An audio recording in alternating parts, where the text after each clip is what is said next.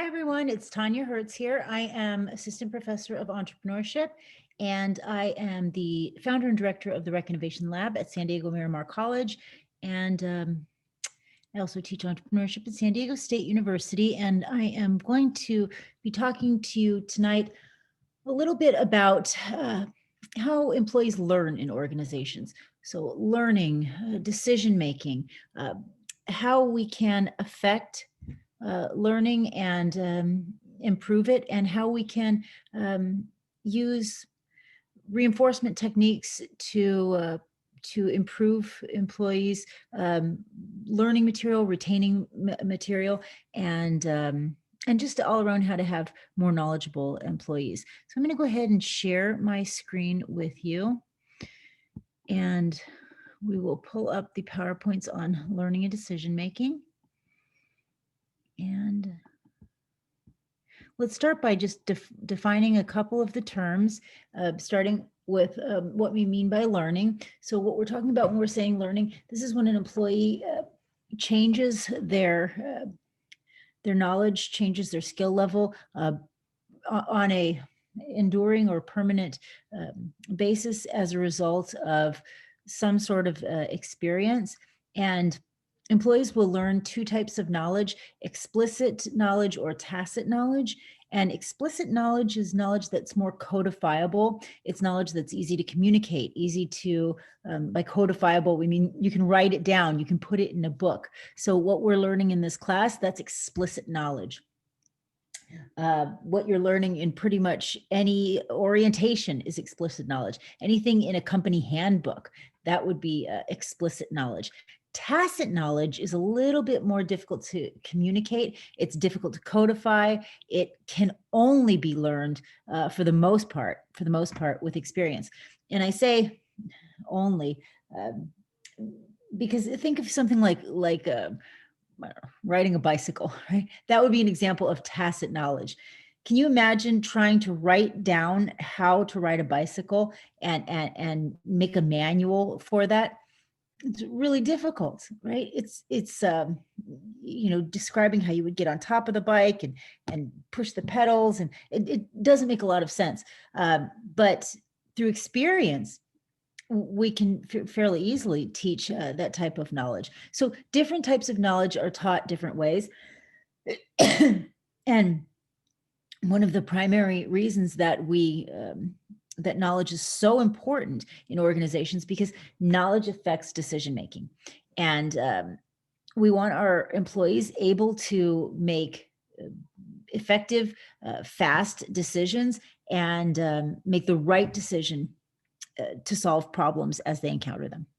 So we learn different ways, and we can look through science at the four different methods that people learn by. And people typically learn through some form of reinforcement. And reinforcement is seeing the link between what we do and then what happens afterwards, the consequences of what we do. So behaviors and consequences, that link in the middle, that's reinforcement. And reinforcement can be positive, negative. We can also use extinction or punishment, all to affect learning. And we'll go through each one of these one by one, but it essentially has to do with the outcome. So what's the consequence? And how we affect that consequence. So what goes before that consequence, what voluntary behavior is involved with it. So the four types are positive, negative, punishment, and extinction. And positive reinforcement is when there's a positive outcome after a desired behavior. So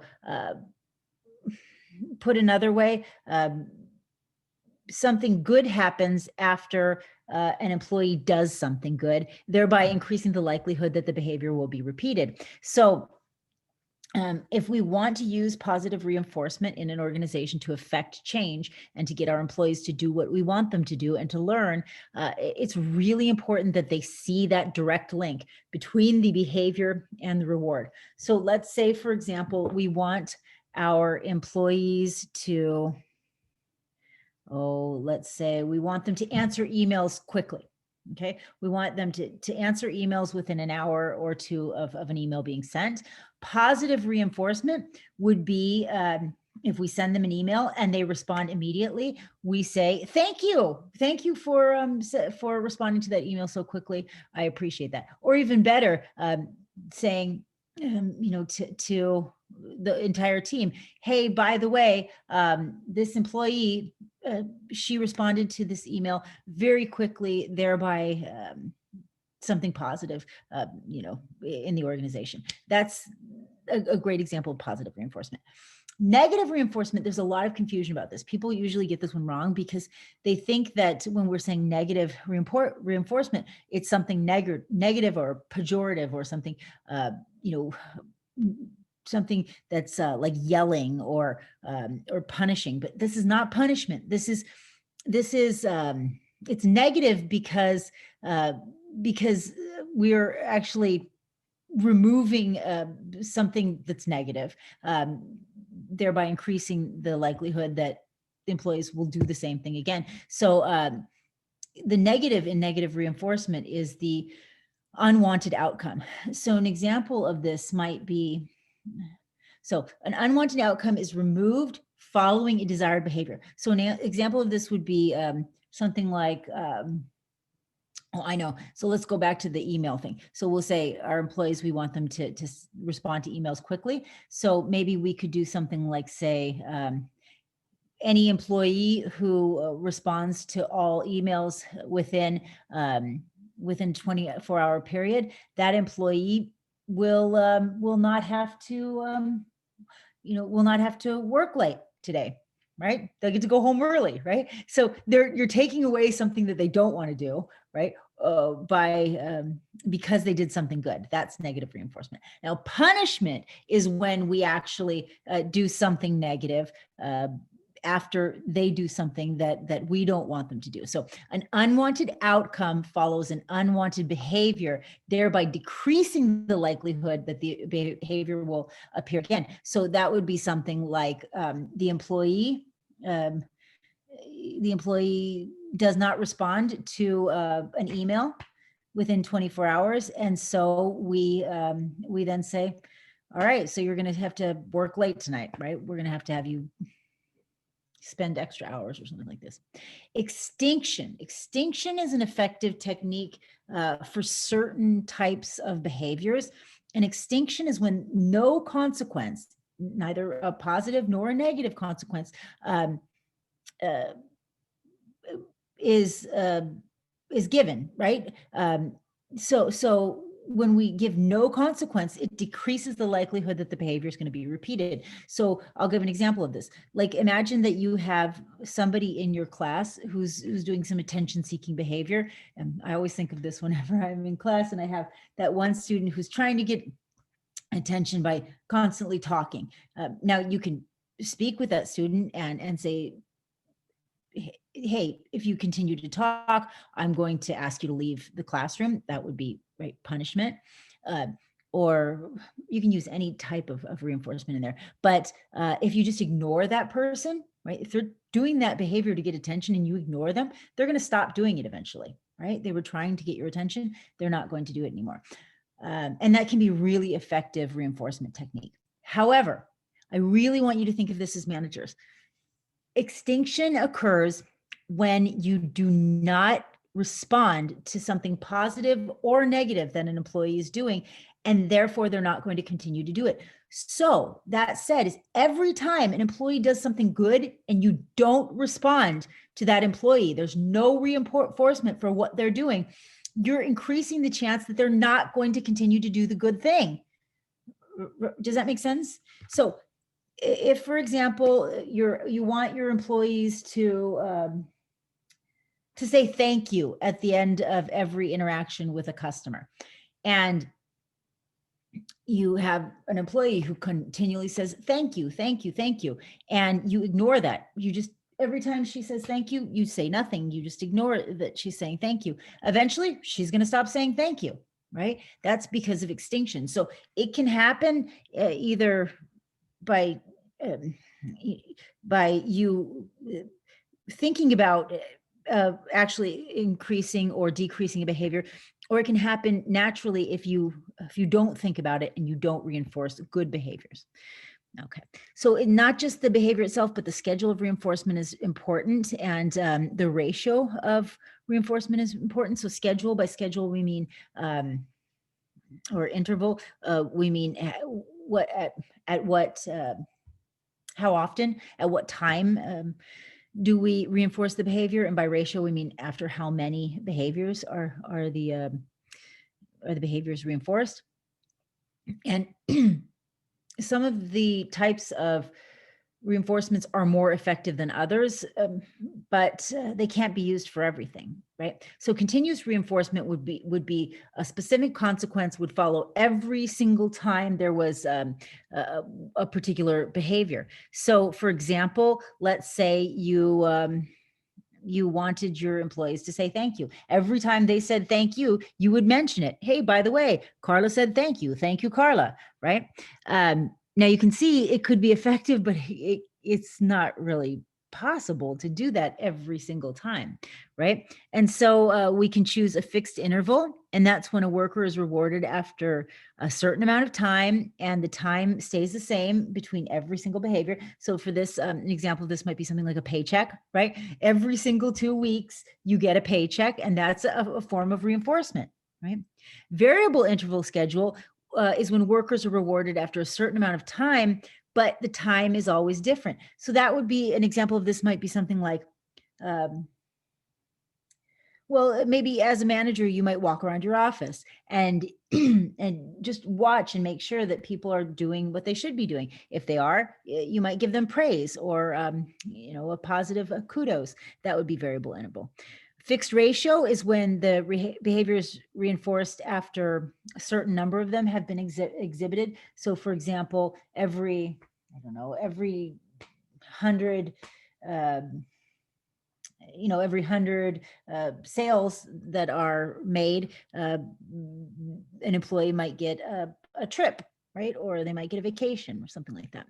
And variable ratio is when they're rewarded after a varying number of exhibited behaviors. So that could be something like, I don't know, like a commission, right? Commission on, depending on however many something is produced or something like this, right? So typically variable schedules are better at having an effect, either positive or negative, on performance, but they're not always going to be appropriate for everything, right? So imagine doing a variable ratio for pay, right? Something like that would make no sense. So here's an example of the reinforcement. Here's the reward when it's given, and what it typically, the level of performance it can actually have, in an example of this type of reinforcement, right? So continuous, something like praise. Fixed interval, like I said, like a paycheck. Oh, a supervisor walked by. Exactly, right? Yeah. Okay. So how do people learn? People learn through reinforcement, but that's not the only way. They also learn by watching what other people do, observation. And social learning theory states that people learn by watching what other people are doing. And then they model their behavior after what other people are doing. And so there are 4 steps that are involved in the behavioral modeling process. It starts with paying attention to the behavior, retaining that those critical behaviors, or remembering those critical behaviors. Then we have to reproduce or do those critical behaviors again. And then finally, that reinforcement has to be there, or else we are not going to see the behavior again and again. If not, it's extinction, right? And then people stop doing it. So, think about learning anything in an organization. So learning how to make a sale, learning how to plan an event in an organization. Employees will watch what other people are doing. They remember what it is that they're doing. They then try to reproduce those tasks. And then if there is reinforcement, then they'll do it again. They'll do it again, and you'll get good behavior, and your employees will learn, and they will be able to work without supervision. Excuse me. So sorry. So when we're hiring employees, we need to think about what type of attitude they have towards learning, because the attitude they have towards learning will have an impact on whether or not they are effective learners.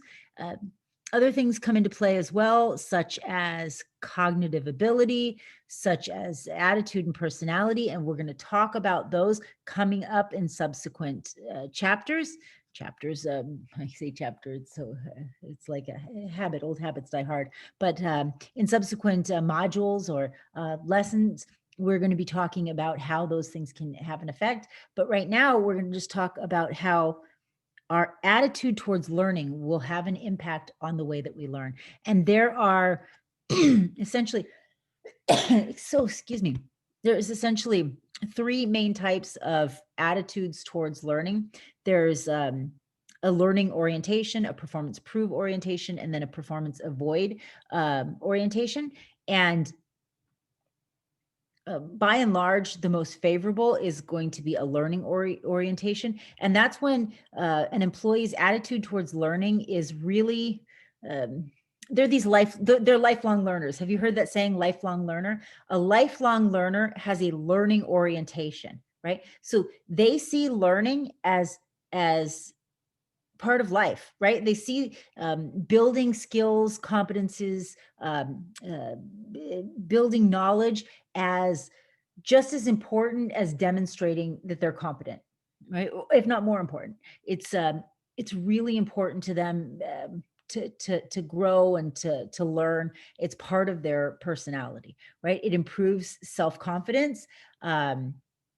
It is it's positive in an organization, and that by and large is the best type of employee to hire if you can hire an employee with that learning orientation. Now, a performance prove orientation is when the focus is demonstrating on showing that they're competent so that people think good of them, right? And then performance avoid is learning so that others don't think badly of them. And people will have varying levels of performance or learning orientations. And it's really important that we know our own learning style. And if we are not necessarily lifelong learners, to really to look at the value in that and maybe strive a little bit more to be. So for our homework assignment this week, we are taking a test, self-assessment to look and see what our learning orientation is. And you won't be marked down for having one learning orientation over the other, but it's essentially this scale. But there is, in the homework, you'll see there's a link to actually take the Likert or to take the test. And each one of these questions, the Likert scale at the top, is recorded, and the link there is in the homework. And I'm actually going to stop this here. I think this is a long enough video, and I'll come back and we'll talk about the rest.